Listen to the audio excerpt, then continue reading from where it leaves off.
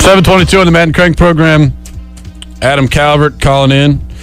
Legal expert on the phone. Adam Calvert, what wouldn't you do for $50 million? $50 million? Oh, jeez. It's a very short list. Yeah, extreme. Yeah, for me, it's very short. It's one thing, nothing, that I wouldn't do. Really? Nothing. I can't think of a whole lot. $50 million? Do you understand how much money that is? No, I do understand how much that is, but I can think of a few things that you might not be willing to do. Especially in the NFL. Everyone thinks that everyone in the NFL is rich, but really not. That's not even true. What are you talking about, Andrew Luck? Yeah, Andrew Luck. But once you get by the end of the first round, these are not rich people. I mean, you make you make $2 or $3 million, but that's guaranteed. But that's that going to last your whole life? No, you're not going to be rich your whole life on $2 or $3 million. And then you get to the second round, these guys are like just well paid. That's it. I know that college degree that ain't going to do anything for you.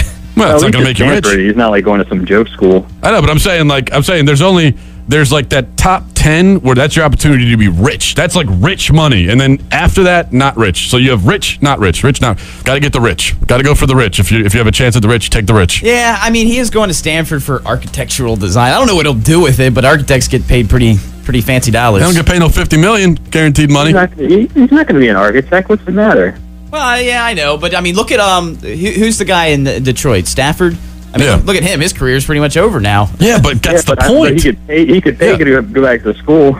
Yeah, but that's the point. He got it, but he got his guaranteed money, and and you only get that guaranteed money if you get a first round. If you're top of the heap, then you don't get it. Yeah, I know. What would you do, Adam? Would you go back? Okay, you're going to Stanford. There might be a lockout next season. You're probably going to play for the Carolina Panthers. What do? Do you stay in school, or do you go to the NFL and get your guaranteed money? I think you go to the NFL. I mean, all right, so you can say whatever you want about the Carolina Panthers, but next year it's going to be the Browns or some other horrible team. It could be worse. Exactly. It's by definition, it's going to be a bad team. But this is an easy one. The difference between getting $50 million guaranteed or like $6. And what if he gets hurt? And what if he gets hurt this year? Exactly. What if he, didn't play all year? How many times has that happened? A bunch of times. Matt Leinart was in that situation. He went back to school, came back in, and look at him now. Well, didn't that happen to Sam Bradford too? I mean, I know he pulled it back around, but I thought he was hurt like his last season. Exactly. There's always a risk. You get some kind of career-ending injury, and then you just lost a lot of money. Sucker fool. All right, well, time to get to our legal segment here with my cousin Adam. Now, this story, we were talking off the air. This hasn't gotten like a lot of national headlines. I think this is a pretty big deal. I think it'll set a precedent for a lot of scenarios, but this is the way it reads. 24-year-old heroin addict Brandon Palladino, he's going to be living in the lap of luxury when he sprung from jail, where he's serving time for killing his mother-in-law. Palladino admitted that he killed his mother-in-law after she called him stealing jewels from her Long Island home. He later made a deal to do 25 years in jail, minus time served for more than a year, of winning the maximum of 25 years to life.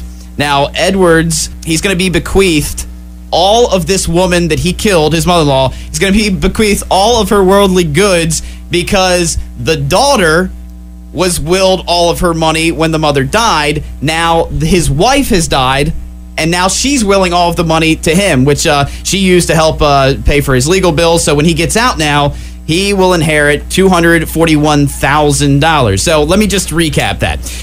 You got the guy, he's married to a daughter. He kills the daughter's mother.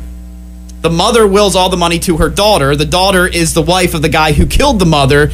And now the daughter has willed all of the mother's stuff to the guy who's in prison for killing the original mother. So why don't you make some sense out of this one there, old lawyer man? All right, I'll see what I can do. So there's a general rule that a murderer can't profit from his crime when you're talking about inheritance. If this was a situation where the daughter killed the mother and the daughter was due to inherit all the money, well, then she wouldn't get the money. But because here you have the son-in-law killed the mother, the money goes to the daughter. Well, she didn't do anything wrong, so there's no problem with that. Right. And then when the daughter dies a year later, well, it passes to the husband. And it's kind of like, once you give your money over, once the money is willed over, what happens to it after that is fair game. So is this fair game? Is this guy going to get the $241,000 when he gets out of prison? I mean, what do you think? Is there a way that a judge can now step in and say, nah, this just ain't right? Or is it because the money is now willed over once removed that there's nothing that anybody can do about it? It's going to be tough. I think that there's a way that it could be done, and the way would be this, is that the daughter was apparently involved somehow in the theft. from the mother-in-law, which resulted in, the guy getting walked in on and then him killing the mother-in-law. So you don't have to be convicted of a crime, to be disinherited, right? It's a different standard. When you have a criminal trial, it's beyond a reasonable doubt, but this is a civil matter.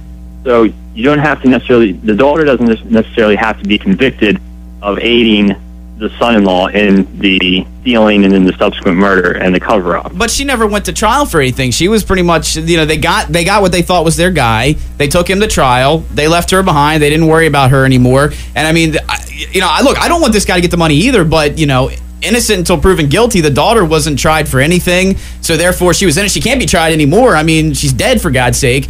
And so... Exactly, but she doesn't have to be tried. She doesn't have to be criminally tried. Like I said, this is a civil matter. The judge in the surrogate's court, which is the court that administers wills and estates, doesn't have to just base it off of what happened in the criminal court. For instance, if there was an acquittal in a criminal case, the judge can still disinherit somebody who's guilty of or somebody who did some wrongdoing, and that's because there's a different standard. In a criminal matter, it's a much higher standard of evidence. Wait, how'd the wife die? Why are we asking this question? Fell down some steps. Oh, she killed herself, huh? Huh? That's what? How did she die? Seriously, do we know? No, really. I think it was a drug overdose because they were both heroin addicts. Yeah. Oh, sure. Yeah, so, that's convenient. So it's an accidental suicide. She'd OD'd. But here's, I know what you're saying, but I mean, can a judge now go back and do that post mortem? Because no one had a problem with the daughter inheriting the mother's estate. No one had a problem with that when the daughter was alive. Now people are having a problem with the daughter inheriting the money because now she's dead, and now her money now the money that she had will now go to the husband, and now they have a problem with it. So there was no problem with the daughter getting the money, but then when she died, and they're like, oh crap, now it's going to go to him. Now there's a problem. So, I mean, isn't there I don't know. I mean, what kind of conflict of interest is there here? Well, I think what should have happened is that other people involved should have brought a claim to have the transfer to the daughter nullified. Now that she's dead, it's a lot harder to do it. I mean, like, you can't criminally charge somebody, but like I said, this is different than a criminal charge. I don't know if a court could go back and say, well, she was, she had some sort of hand in the mother's death, and therefore she doesn't get that money. It would certainly be easier for a court to do that if she was still alive. That's for sure. Right, because now she can't go in and defend herself in any way. Exactly. Wait, this is an obvious one to me. It's just lucky break for that guy. Too bad. I mean, it's her money. She can do what the hell she wants with it. It's too late, obviously, to go back now and say, oh, wait, she couldn't have inherited that. Because as we discussed, she's dead, so that's it. It's her money. It's her money. She can do what she wants with it. You can't go in and say, "Oh, wait a minute, this doesn't look right." I know what you can't do that. I know what you're saying, but I mean, in the spirit of the justice system, this is not justice at all. I mean, the guy, because you're saying, what would you do for $50 million? So now the question is, well, what would you do for $241? Well, too bad. I mean, it was her money. She could do what she wants. That's the point. It was her money. It was given to her. It is hers. It belongs to her. Period. I know, and she's allowed to will it to whoever she wants. I know, but I don't think people were complaining when she was paying for his legal defense. I mean, in a way, he was benefiting from the crime there. True. Yeah, you can't go in because someone committed one crime and then go start tinkering with other aspects of their life and say, well, they shouldn't get that. Oh, wait a minute, they shouldn't have that. No, wait, they shouldn't have a blender. We should take that from them, too. I mean, you can't do that. I mean, it's her money. She does what she wants with it. And besides which, the other point is, all he was trying to do was rob her. The woman walked in, and she was being nosy, so I'm not saying she deserved it, but look, I mean, there's lots of different aspects here. So now probably what the $500 he might have gotten for jewels now turns into $241,000 because this guy had a few, I guess, lucky breaks in the situation. Because he was sentenced to 24 years in prison, which means he's probably going to get out in about 12. He's already served a few years. He's already 3 years in. So in about 9 years, this guy's going to walk out of prison with $241,000 from the woman that he killed. It's not that much money, by the way. I don't think what happens if he invests it wisely? It's not like he's paying for room and board. We're all paying for that. Yeah. Well, then whatever. God will. This is one of those times I'm not worried about it. God will sort that one out. I mean, it's nothing we can do about it. Lucky break. I'm sure he'll use it to OD on drugs anyway, so we'll be fine.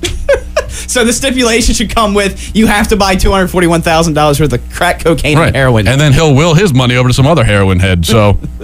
Heroin head. Do people use that phrase? I don't think so. I just made it up.